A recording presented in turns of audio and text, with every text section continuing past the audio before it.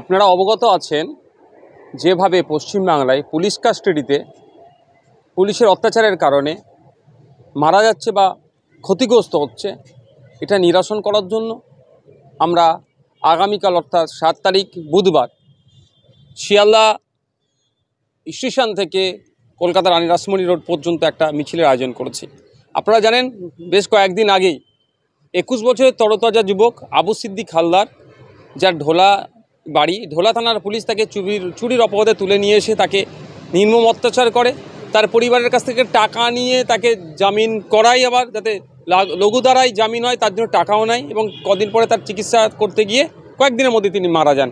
এর প্রতিবাদে শুধু তাই নয়, গত বছরে শিকারি মোড়া নামে এক আদিবাসী সমাজের ছেলেকেও পুলিশ তুলে নিয়ে যায়। তার বাড়ির অভিযোগ ছিল তাকে পিটিয়ে খুন করেছে। আর এই ঘটনাগুলোর প্রতিবাদ জানিয়ে যাতে দোষী পুলিশদের সর্বোচ্চ যাতে শাস্তি পায় তার দাবি। এবং আমাদের ওয়েস্ট বেঙ্গলে যেভাবে উত্তরোত্তর মব লিঞ্চিংয়ের ঘটনা বাড়ছে, গণপিটুনির ঘটনা বাড়ছে, কদিন আগে ইসরাত আলম নামে এক যুবককে চোর সন্দেহে পিটিয়ে হত্যা করা হয়েছে। প্রসেন মণ্ডল নামে এক নিউ টাউনের যুবককেও চুরির অপবাদে তাকে পিটিয়ে মেরেছে। এই ধরনের ঘটনা ঘটে চলেছে। এইগুলো নিরসন হওয়া দরকার। রাজ্য প্রশাসন তথা রাজ্য সরকারকে আরও সক্রিয় হওয়া দরকার, এবং যাদের উপর সাথে অন্যায় হয়েছে তাদের পরিবার যাতে ন্যায় বিচার পায়, ঘটনাক্ষেত্রে উপযুক্ত শাস্তি যাতে পায় যারা এই ঘটনাগুলো ঘটিয়েছে, সে পুলিশের লোক হোক, প্রশাসনের লোক হোক, এবং সাধারণ মানুষ যারা আইন হাতে তুলে নিচ্ছে, সেইটাকে ইনশিওর করার জন্য আগামীকাল বুধবার বেলা 1টা থেকে শিয়ালদা স্টেশন থেকে রানী রাসমণি রোড পর্যন্ত একটা আমাদের মিছিল আছে।